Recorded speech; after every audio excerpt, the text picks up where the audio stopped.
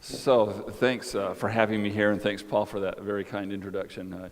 You may have exceeded even introducer's license, I think, with that one, but I appreciate it. It's a pleasure to be here. In my work, I often present papers at academic conferences, and I occasionally give lectures, but I rarely have the chance to, rarely if ever have had the chance, I think, to talk at a church like this one. So this is kind of a distinctive honor for me and a bit of a daunting one. All the more daunting, I think, now that we're under this charge to be inspiring or something. I did suggest to Morel before, as I came through the church, I said, maybe we should just scrap the speakers tonight and listen to that fine organ that you have here and so forth, but she didn't agree to that, so I'll try to say some things on the topic. With respect to the topic, though, let me say this. In the emails that we exchanged a few weeks ago, we did discuss what the topic should be, and the suggestion was made that a talk should be something about Christianity and politics. Now, the topic that's on the program, influencing public discourse for the common good, I think is a sub-aspect of that, and it's a little more focused, perhaps, than the more general subject of Christianity and politics, and it may sort of implicitly assume a certain kind of attitude towards that more general topic of Christianity and politics. I, however, don't really want to assume any particular attitude, at least at the outset, toward the topic, or presume to give any very concrete practical advice about some of the sub-questions, how exactly to talk about refugees or unemployment. But what I want to do instead is to try to provide a little more of a general framework for thinking about these kinds of questions. And so that's what I'll try to do. Now, if we think about the general topic, Christianity and politics, it occurred to me that's a very hard topic to talk about. For one thing, the question is a huge one, a very complicated question. Christianity is obviously a large, multifaceted, centuries-old enterprise, if I could use that word. Interpretations of Christianity differ drastically among different Christians. Politics is a large, complicated enterprise, and positions differ a lot. Interpretations of our current situation differ quite a lot, I think, from one person to another. And those situations obviously differ in different parts of the world. I'm most familiar with the United States, but the U.S. may be in some ways exceptional. I hope that some of what I say would transfer to some other places, but particularly with respect to, say, the Middle East or Africa, I think there'd be a whole different set of challenges and problems that I'm less familiar with.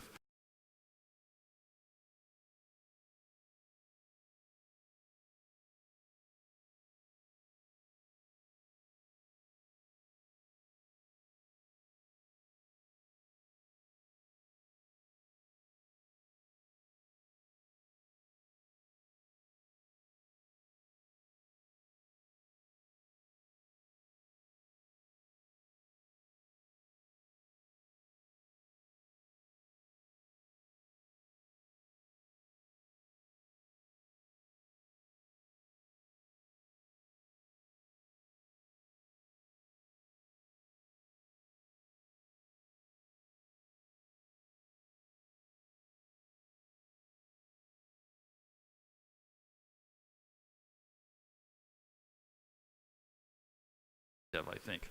But with that caveat, let me start this way. Christianity and politics, I think, is a topic that's sort of a subset of the more general topic of Christianity and culture. Now, some years ago, a lot of you may know the sort of small classic written by Richard Niebuhr called Christ and Culture.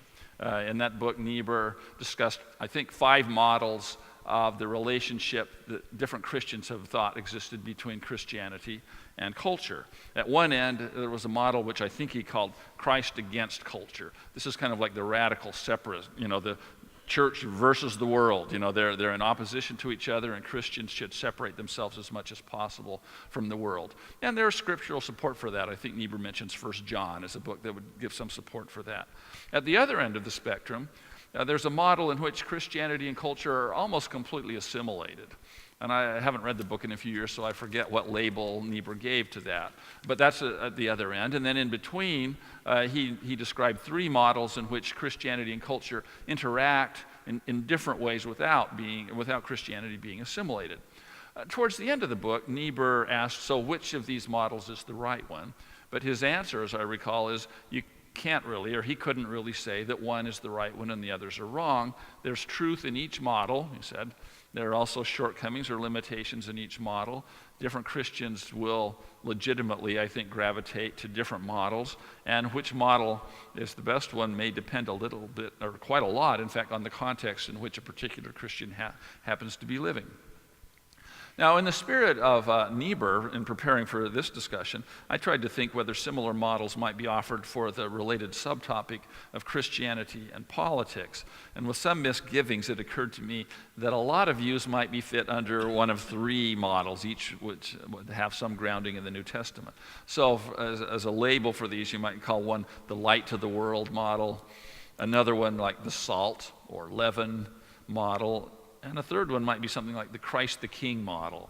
So just a little bit of a word about each one of these. The light to the world model, of course, coming from the Sermon on the Mount, would suggest that Christians should teach the gospel and set an example by the kind of life that they live, but still Christianity would be something apart from the world. The candle gives light to the world, but it is to the room, but it's in one part of the room. It's not in the full room, and it's somehow, in a sense, separated from the rest of the room.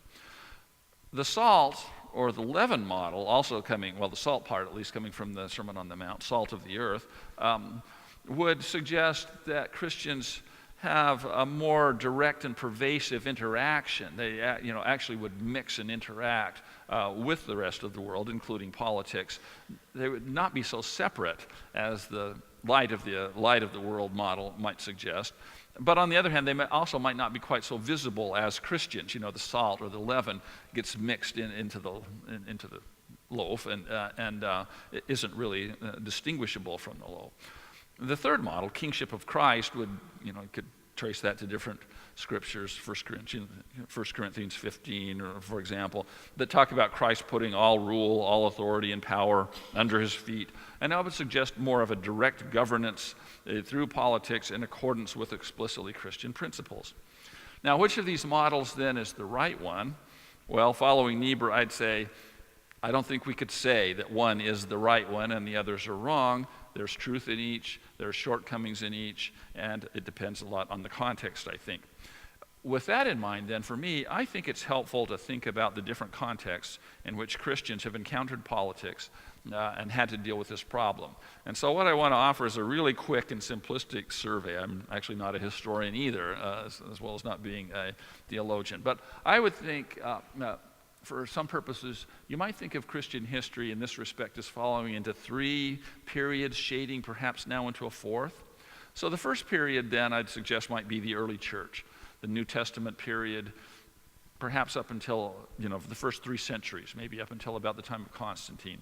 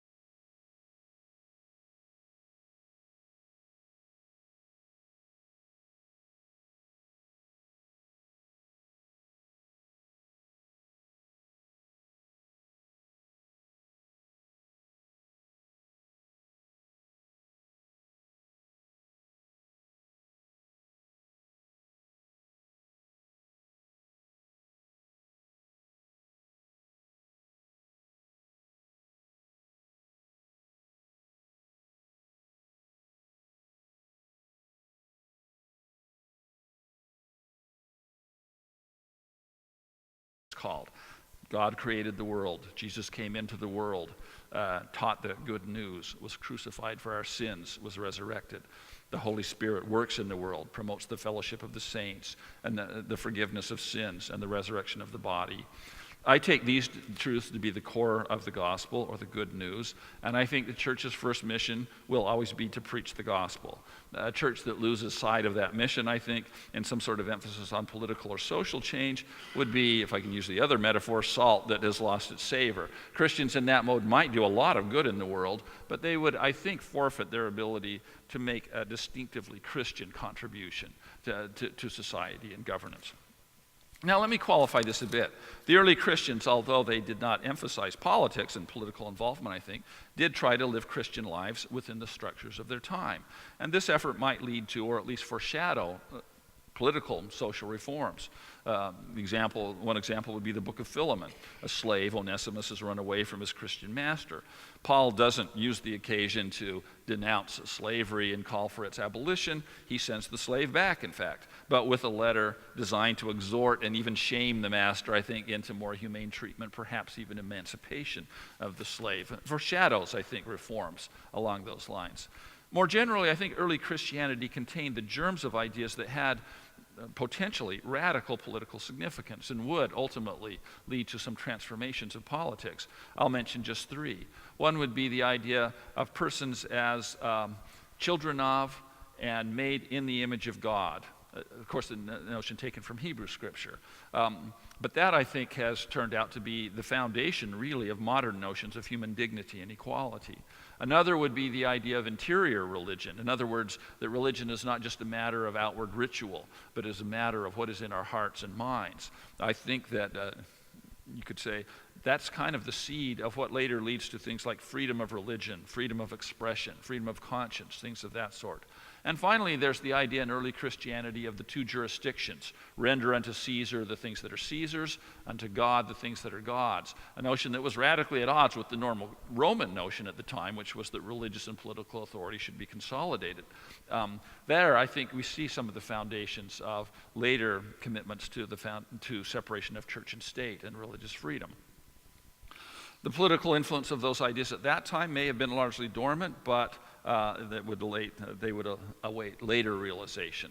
So with that, let me move to my second in this quick survey period, and that would be, I'll say, the period of Christendom. Roughly the 4th century through maybe the 16th, 17th centuries, thereabouts. And here I think you see Christians shift to the sort of kingship of Christ model. From the light of the world to the kingship of Christ model. Christianity now becomes officially established. Government coercion and law is used to implement Christian values and sometimes to impose Christianity itself. When Charlemagne conquers the Saxons, he requires that they be baptized. When Alfred the Great conquers the Danes, he requires that they be baptized as Christians. Now, if in the first period Christians were largely detached from politics, now they become intimately involved with politics and use politics and law directly to implement Christianity as they saw it. This period, I think, has come to be much criticized in later periods. Constantinianism is an adjective that's often used, and Constantinianism is usually a pejorative, I think. For moderns, this period is sort of symbolized by the Crusades, Inquisitions, burning of witches, anti-Semitism, and so forth. It's often viewed as a period of corruption. That it would have been better if Christianity had not immersed itself so thoroughly in politics and governance. Maybe. I actually think this is kind of a complicated question. First of all, suppose that you're Pope Leo in the middle of the 5th century, or Pope Gregory towards the end of the 6th century. The Huns, or later the Lombards, are threatening to wreak destruction, on Rome and Italy, and it just happens that the empire is so collapsed that there is no political authority capable of going out and negotiating with them and avoiding this. Do you stay pure, and say, I don't want to assume political power and allow that to happen, or do you say, under these circumstances, it's my obligation to start assuming a political role? Not so easy, I think, to be critical of those situations. The other, another complication here, I think, is that during this period, some of these ideas that I mentioned, in particular the dual jurisdiction idea, did develop, I think, in ways that were very important and led to commitments to the freedom of the church. Really quickly, in the early centuries of this period, 4th through 8th, 9th,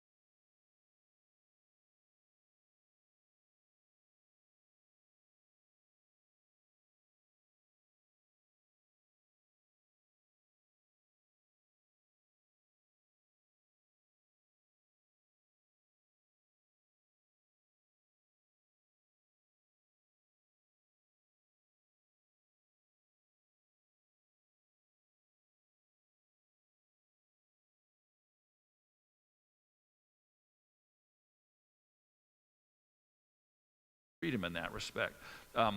This sort of chapter of the campaign arguably came to at least a temporary end with things like Henry VIII's takeover of the church in the 16th century. But I think at that point, the campaign didn't really die, but among other things shifted in more Protestant thinking to what I think of as the campaign for the freedom of the inner church of conscience. Increasingly, Protestants, thought of the conscience as the place where the intersection between God and human beings would occur, and so the commitment to freedom of the church now, so I think, becomes somewhat transformed into a commitment to freedom of conscience, which expands, I would say, over time into freedom of thought, freedom of expression. In other words, I guess I'm just suggesting that in this period, I think you can see real movement towards many of what we might think of as our modern liberal commitments that we think of as really quite valuable. Now, with the Reformation, this period of Christendom begins to come to an end. It doesn't happen all at once, but I think we do now move into what I'll say is a third period, the fragmentation of Christendom. What should we call? What kind of label would we apply to the period after that? I'm really not sure. I was thinking something like unofficial Christian hegemony and so forth. But in any event, in some places like England, there was and still is an established church, although it seems that it becomes increasingly decorative more than wielding actual political power. In other places like the U.S., disestablishment of religion becomes the norm, and there's a growth in commitments to toleration. Now, this is a sort of slow development, and to freedom of conscience, to religious pluralism, to the possibility of dissent, and of course to skepticism. And yet, during this period, it's still, I think, as a generalization, fair to say that the received ideals and vocabulary that influence politics are still heavily Christian. Thus, there's still a use of government to promote Christian ideals, often supported by explicitly Christian language. And this leads to some important gains, I think. Abolition of slavery, increasing movement towards human equality and human rights, care for the poor, various ideas that we'd associate with social justice grow during this period. What model is being followed here? Well, I don't know. Maybe it's a mixture of all three in a sense.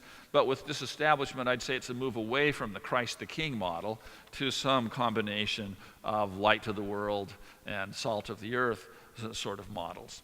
And this period, I would say, persists from, say, the 18th century, more or less, until today, though arguably with Christian influence within this mix and the content waning, I think, over time, as there's increasing secularization. Perhaps that's more true in Europe than in the U.S., and so it varies and so forth.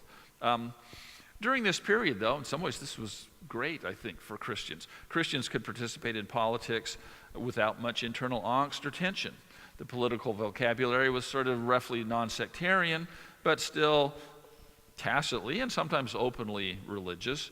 The civil rights movement in the U.S. in the 1960s, I think, might exemplify this with, the Reverend Dr. Martin Luther King in a very Christian way, I think, leading a campaign for social justice and human rights.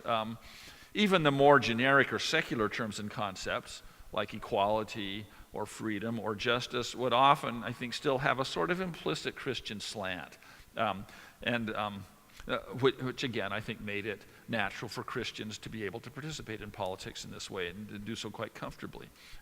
There were risks, I think, to Christianity during this period. There's a risk of Christian imperialism. There's also a kind of risk, I think, of dilution or assimilation. One of Richard Niebuhr's other quotes, fairly well known, his description of the social gospel as a God without wrath brought men without sin into a kingdom without judgment through the ministrations of a Christ without a cross. I mean, there was that risk of dilution of the gospel in behalf of politics and so forth. But there was a lot of good done as well, I think, and I've mentioned, I think, some of the achievements during this period. So we come to the present day, how to describe our current situation. Interpretations differ a lot, obviously. Some people, I think, would say, well, we're still kind of in that third period. Not that much has changed. And yet, increasingly, I believe there is a sense that things have changed, that the world is significantly different from what it was in this earlier period. And so people use adjectives like post-Christian or secular or post-secular or postmodern to try to describe our current situation. I sometimes use the term post-Christian, though without any great conviction that this is the most accurate description of our period. It's still true, I think, that there are millions of Christians in the world, in the U.S., and evidently here, from what I was hearing before, a majority of people would, at least on a survey, mark a box, that would associate themselves with some form of Christianity. But it's not so clear in many cases how committed they are. My colleague here was saying that in this country, 60%, I think you said, of Australians would identify with some form of Christianity, but the church attendance would be more like 10%, maybe on any given Sunday. In the U.S., the numbers might be a little higher, but roughly that kind of pattern probably still prevails. And how knowledgeable are people about Christianity? I think it's always a little dismaying to see, in the U.S. at least, these surveys that say a big majority of people consider themselves Christians, though most of them can't name a single one of the Gospels, and so forth. So I mean, how Christian are they? How Christian are they really? And in public discourse, there's an increasing sense. I think the public discourse not only is, but is required to be secular in nature. A lot of political theorists will insist on this point. Some courts in the U.S. will insist on it. I could say a little bit more about some cases. That's pretty unevenly enforced, but it is occasionally enforced, that political decisions have to be based on secular grounds. If they're based on religious grounds, they may be, therefore, unconstitutional, and so forth. All of these developments might justify us in calling our own period post-Christian. And that fact, I think, does raise challenges to Christians as we try to think about and figure out how we should act in politics. But here I will say, I do think there are really different perceptions among Christians about what those challenges are, how to describe them. And again, simplifying a bit, my sense is that Christians who think about this sort of issue tend to describe two rather different challenges that they see, as looming before us right now. So these aren't incompatible. Both of these perceptions could be accurate. But one sort of perception, I think, is that basically the challenge is this. In response to budget deficits and various sorts of economic problems and so forth, governments are withdrawing from their commitment to, let's say, welfare state ideals or to caring for the poor, that sort of thing. There's just not the same sort of support that there might once have been. That's one perception, I think, of the challenge that we face now. And a different kind of perception, I think, is that government is increasingly insensitive to and even hostile to at least traditional Christian ideas and practices. That's a quite different perception, I think, of the real worry that we have today. As I say, they're not incompatible, and it could be that both of those perceptions are right. But in my experience, some Christians really emphasize one and others emphasize the other.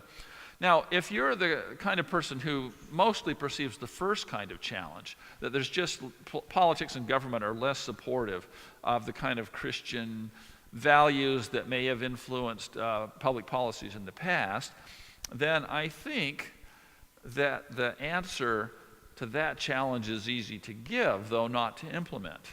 The answer, I think, would just be do the best you can to maintain Christian ideals in politics and government. Try to find ways to bring Christian values into the discussion of these sorts of issues.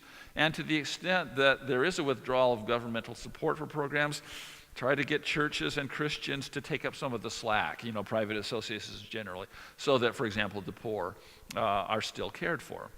That's easy to say. It's not so easy to do. I was thinking it's kind of like, for a long time I've wanted to lose about 10 pounds, and this doesn't really pose a really serious intellectual problem for me. I know what I need to do. I need to just exercise more and eat less. But actually doing it turns out to be much harder, than proposing it. And I think that's probably sort of true if you think that that's the main challenge facing Christianity today. Still, you would be acting then on some combination of the light of the world and salt of the earth models, with an emphasis maybe on the salt or the leaven, using Christian values to try to influence political decisions. Now, if you think instead that The second challenge is the one that is really worrisome, that governments are becoming increasingly hostile to Christian ideas and Christian practices. Then I think it's a more complicated question, even on an intellectual level. Let me just briefly describe some of the instances that might give some people this sort of problem. Take the issue of same-sex marriage. I understand very well that Christians differ quite a lot in the way they view that, and I'm not suggesting any particular position on the issue, but I do think that it's fair to say, at least in the United States, that let's say traditional Christianity seems to be losing in that respect. It's not just that same-sex marriage has increasingly been legalized and that courts are, there's almost a parade by now of courts that impose same-sex marriage on one state after another, but it's that the traditional Christian position is increasingly equated with hatred or bigotry. And that leaves Christians who have that sort of view, I think, feeling very much excluded, under threat, you might say, because it's not just, again, that they're losing politically, but that they're being increasingly branded, as hateful and so forth. This leads to legal setbacks, but it also leads to unofficial exclusions. You may have heard over here of the case recently of Brendan Eich, the CEO of the Mozilla computer company, who was forced to resign from his position when some of his colleagues learned that he had contributed 6 years earlier, I think, to the California Proposition 8. They refused to let him, continue in that sort of position. There's also increasing, and these are still in some ways a small number of situations at this point, but increasing instances of the application of anti-discrimination laws to force Christians basically to choose between relinquishing some of their commitments or withdrawing from different aspects of the economy or the public sphere. In the interest of time, I won't say much more about that for now, but we could talk about that more. If you perceive these things happening, then I think things seem quite worrisome, and you probably know, and I can definitely report, that in traditional Christian circles and publications, there's increasing talk of persecution, even martyrdom. How should Christians react to that sort of threat? But if you perceive this kind of trend, what should you do? I think that's a hard question.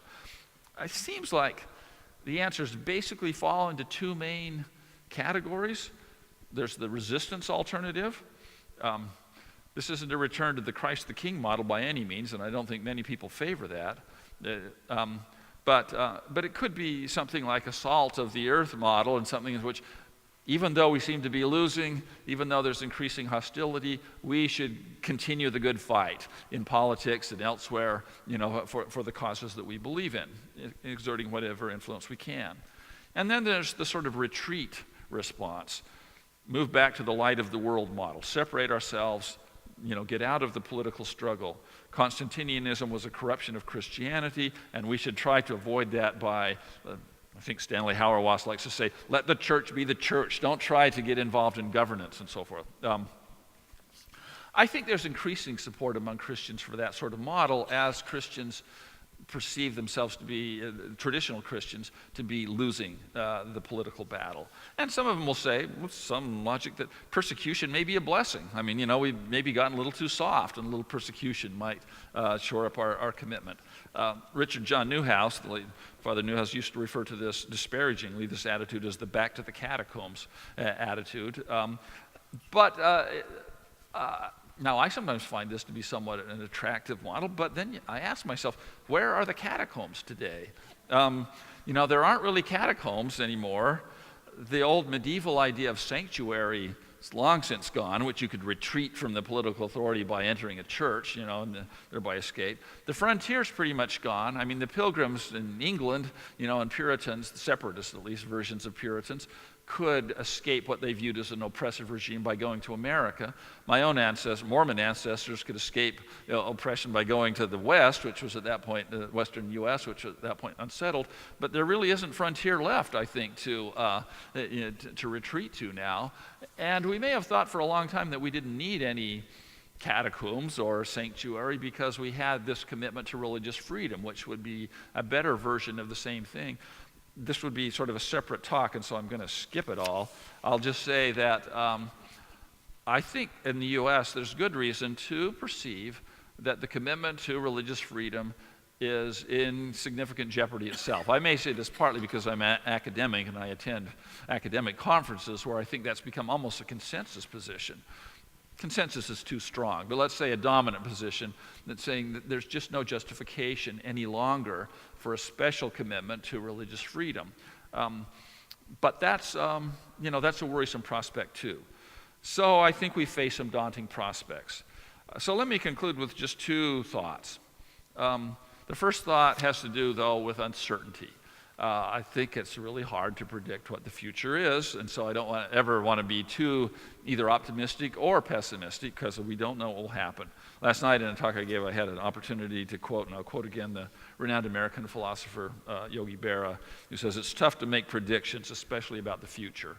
And I think that's really true for religion, for Christians, I think. Because Christians, I think, tend to believe that politics isn't just the product of human efforts. It's also the product of God and the Holy Spirit working in mysterious ways that we can't discern. So Christian history, you might say, it has been a series of surprises. If you were a Christian living in the year 305 under the persecution of Diocletian, attempting to exterminate this minority of Christians, it would have been really surprising if you'd been told, 20 years from now, you'll be the official religion of the Roman Empire. That would have been probably unthinkable, but of course that's what happened. Or if you had been a Christian living in the United States in, say, 1790, the Age of Reason, where most of the elite were in a deistic mode, and Jefferson was predicting that any young man then alive would live to see the day when everyone would be a Unitarian and so forth. It would have been surprising. You wouldn't have foreseen a series of evangelical revivals that would, completely transform the landscape of religion in the United States. So we just have to admit, I think we see through a glass darkly. We have to try and move ahead with faith, hope, and love.